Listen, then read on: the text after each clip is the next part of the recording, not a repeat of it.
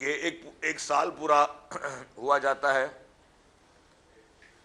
कि मुल्क में एक जाली और धोखेबाज और इस मुल्क में के एक नासूर वजीर आजम को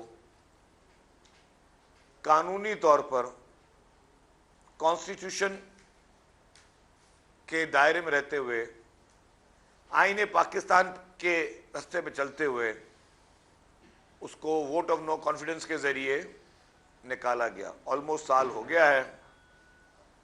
मैं समझता हूं ये मुल्क का वाहिद वजीर आजम था जिसको ऑपोजिशन पार्टीज ने और पार्लियामेंट ने खास तौर पर प्योरली पार्लियामेंट की रिवायतों पर चलते हुए उसको घर भेजा। पॉलिटिकल डिफरेंसेस मुख्तलिफ पार्टियों से हमेशा मुख्तलिफ पार्टियों के रहते हैं क्योंकि आइडियोलॉजी सबकी डिफरेंट होती है, लेकिन ये वो वाहिद शख्स था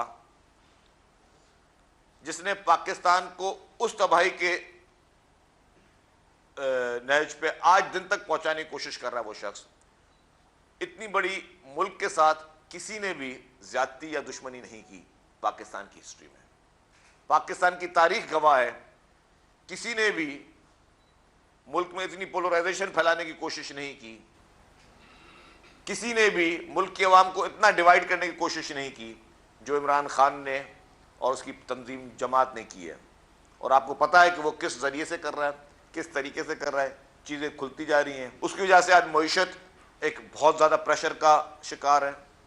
उसकी वजह से आज मुल्क में अवाम बहुत परेशानी का शिकार है। उसकी वजह से आज मुल्क के इदारे, उसने इदारों में फूट डालने की कोशिश की, उसने इदारों को स्कैंडलाइज करने की कोशिश की, उसने इदारों के सरबराहों के खिलाफ साजिशें की, उसने इदारों को ब्लैकमेल करने की कोशिश की कि कौन से वो मखसूस लोग हैं जो उसके गैर आईनी गैर कानूनी काम में उसकी मदद कर रहे हैं। क्योंकि ये सिर्फ पॉलिटिकल डिसीजन नहीं है, ये सिर्फ सियासी लाइकिंग डिसलाइकिंग नहीं है कि ठीक है अगर कोई मौजूद जज साहब पाकिस्तान पीपुल्स पार्टी इलेक्शन की कोई भी डेट हो उसके लिए तैयार है। पाकिस्तान पीपुल्स पार्टी ने पंजाब में इलेक्शन के लिए अपने बोर्ड तश्कील दिए और बोर्ड ने अपनी मीटिंग की, उन्होंने अपने फैसले रिजर्व किए, सब चीजें पीपुल्स पार्टी की तरफ से तैयारी मुकम्मल है। इलेक्शन से पाकिस्तान पीपुल्स पार्टी नहीं भाग रही है।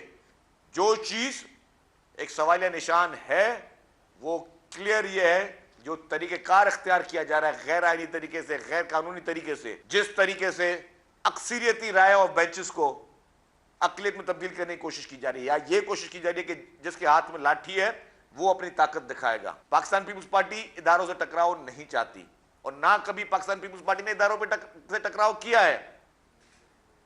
आज भी जो हम बात कर रहे थे कि शहीद जुल्फिकार अली भुट्टो साहब के केस के लिए पीपुल्स पार्टी तो कहती आई हुई है, कहती रही है। आज भी चीफ जस्टिस बंदयाल साहब डे टू डे हेयरिंग करें।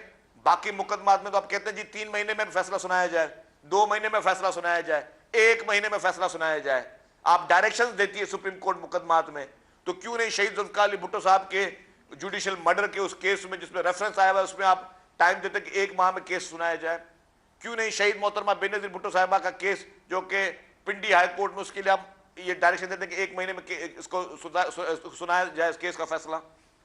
क्योंकि वो आपकी प्रायोरिटी नहीं है, आपकी प्रायोरिटी सिर्फ एक है, वो इमरान खान प्रायोरिटी है। एक घिनौनी साजिश जरूर है इस मुल्क के खिलाफ, इस कौम के खिलाफ, और उस शख्स को इस वक्त अनफॉर्चुनेटली रास्ता देने की कोशिश की जा रही है जिससे इस मुल्क को की तारीख में मुल्क को कभी तक डिवाइड नहीं हुआ जो उसने डिवाइड करने की कोशिश की है। अब पार्लियामेंट्री करारदादों पर